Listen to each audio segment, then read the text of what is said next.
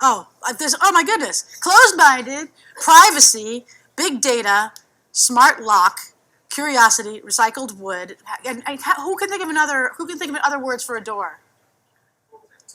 Hmm?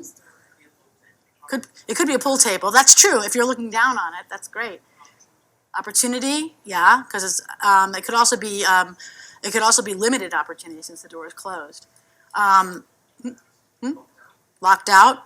Actually, what I thought when he was writing big data, I thought he was writing big date.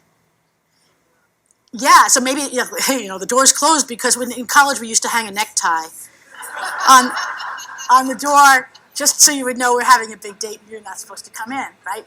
But look how simple that drawing was. Okay, I mean, and look at all the things you could do with it. So that's great. Thank you so much because you really demonstrated what I was talking about. So let's just move on. I'm not sure how we're doing on time. Okay, so all right, so we already did that. Okay, so the glue between all of this stuff are all kinds of simple symbols that anybody can do. I'm not going to make you draw anything right now.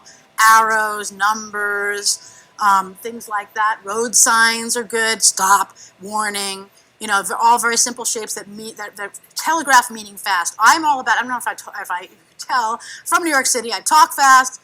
I like fast, and faster communication means more aha moments, more moving forward, more implementation. And less. I don't know. What do you think? I don't like that. Numbers show you sequences. So now we're going to move on to the third thing because we had three things. I wanted to show you emotion. I wanted to show you symbols, and I wanted to show you frameworks and what we know as mental models. So what do I mean by that? So there are lots of different kinds, but they're basically these three kinds. There's systems, things that fit together and how they fit together. And so these are all somewhat metaphorical. There are processes that go in sequence. They're not so much about spatial fitting together or about frameworks, but more about like this happens, then that happens.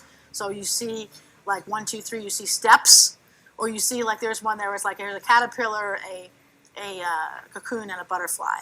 That's three things that are happening there. And then metaphors like mountains, bridges, obstacles, walls, things like that can really be helpful in communicating things. You can put all these things together with the other stuff that you've done. These are actually in your handout. So this is a really simple thing that's not even really a doodle, but I don't know how many of you have ever used like a decision axis before. Yeah, so this is a really good way to make, and you can actually use pictures instead of dots or something to put in those little quadrants, but you basically put something, a value that you want and a value that you don't want on either end of these axes. So this is fast and this is expensive. And you want the thing that's fast and cheap, not the thing that takes a long time and is expensive. And where it ends up on the decision axis is, or this is fun and interesting and exciting, and it's quick. So you want something that's fun that can happen today, not something that's boring and horrible that takes a million years. But when you see it laid out like that, it's actually really helpful. These are in your handouts too. This is one I love. I do this all the time because when I work with people, I do a big customer avatar persona kind of doodle when I work with them, and we talk all about all the feelings and thoughts that this person would have. Then after we're done with that, and it takes almost half a day. Then when we're done with that, we take that person and we put them at the beginning of their brand story, the beginning of the story where this is them and this is where they want to be, triumph. And then on the way there's problems, there's obstacles. So I'm actually going to do one of those right now with you, right now. So we have a person. Whoops, I have to take this off. Door, so good. So we have a person who, is down here, and up here I'm going to make it look like Disneyland because I like Disneyland. Yay! Magic Castle. Okay, and then we have the road. So does anybody have and they want to get there, but they really want that, but there's something in the way. So does anybody have an idea of, like, you know, we have a problem, we have a person, they want this thing, but what could be in the way? Airport security. Okay, so I'm going to draw. So wait a minute. So tell me that story. Who's this person?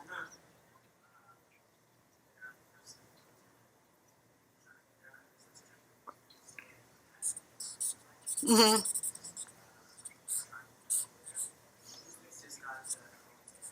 Yeah. Yeah. Yeah. And then here's the TSA person, and there's all these people in the way who are all in line ahead of them. Okay. What else is stopping them from getting to Disneyland? Besides, what else might keep? Oh yeah, it's expensive. So you know, there's this big money block, and then what else might keep them from getting? Their families there. Oh, you know, oh, Daddy, please show up. You know. Okay, what? Did anybody say anything? Maybe the family's not there. He thinks they are. So yeah, work. They've got work. They've got, you know, here, big presentation. Oh no, I've got to be sitting at my computer, chained to my computer, you know, with a mean boss. I'm going to make the mean boss a woman just to be inclusive.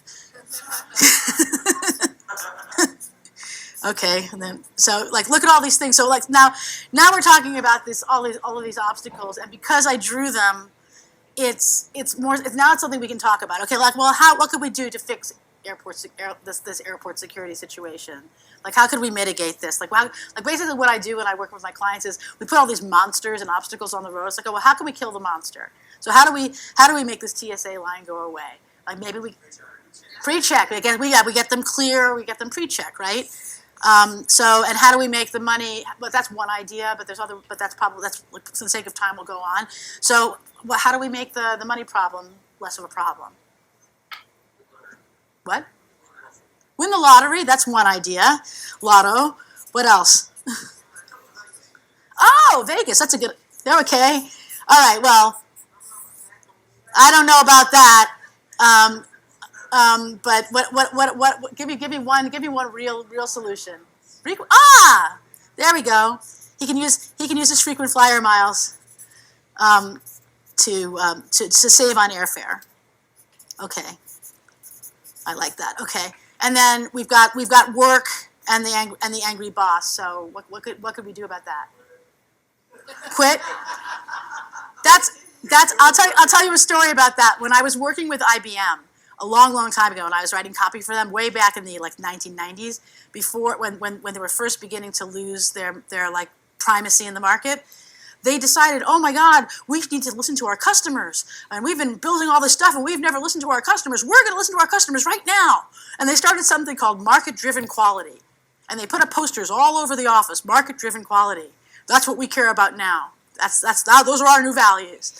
But at the same time, they were firing people and relocating them, and because they just and they didn't care about their people at all. So I went to IBM one day to present some commercials, some storyboards, and somebody had graffitied over the poster where it said MDQ, market driven quality. He'd scribbled over it, move, die, or quit. So that's what happens when your values don't actually match what you're paying lip service to in your company culture. So anyway, I'm just trying to demonstrate how this makes it easier for you guys, for people to talk about solutions together, to work on it together. In fact, that's what I think we're going to probably do right now, because I know we're running out of time. Does anybody? We're going to be out of here soon. Okay. So here's another one of these that's in your handout that I love to use, and anybody can draw, is the proverbial. It's helpful if you have another color. What's that? Right. So this is a great one for when you have something you can see and something you can't see. Like, this is what's happening, and these are the reasons why. This is a lousy customer experience that's making us lose market share, and here are the reasons why we're not delivering down here. Or here's a great thing that's happening. You know, this team is working together so beautifully and they're producing way more than everybody else. And here are all the reasons why. They have frequent meetings. They have all of these wonderful social occasions where they bring potlucks to each other's houses and all these kinds of things. And you can show all the reasons why we have a fantastic cohesive team because of all of the stuff that's happening that you don't see that's happening below the surface. So it's just one of those. It's just one of those things. I just wanted to see. Is it on here? Yes. Okay, so when you're like this, here's a vision, a system and a metaphor combined. Okay, so here's what I want to do. I don't know if this is going to work in our current setup. But what I'm going to do is I'm going to hand out these big. Some of you have them already. These big Post-it note sheets of paper. What I'd like for you to do, if you're not sitting near somebody right now, is to get in groups of say 4 people, and I want you. Just for like the next 5 minutes or so, I'm gonna hand some of these out, and I want you to get with like find 4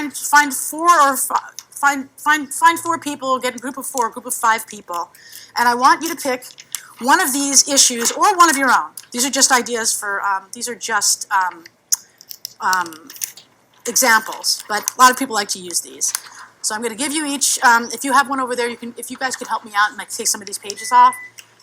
So I'm gonna hand this out. So what I want you to do is get together. It's a little bit hard because somebody's gonna have to be kind of like the main drawing person. And what I want to do is basically have you draw the problem. Somebody draw the problem, a picture of the problem, and then everybody else draw the solution. Okay. If you guys need to come over and use some of the table space, come on over and just kind of squeeze over a little bit, or use the floor, or use the wall. Okay? Who doesn't have paper? Who doesn't have paper? Do you guys have pens? Yeah. So here's what we have. We have cyberbullying in schools. With too much competition for our product, poor customer service. Yeah, procrastination is a big one. Distrust or division or silos between departments, or how to stay sane and healthy while attending a conference, or a problem of your choice. Okay. You want us to use the iceberg? No.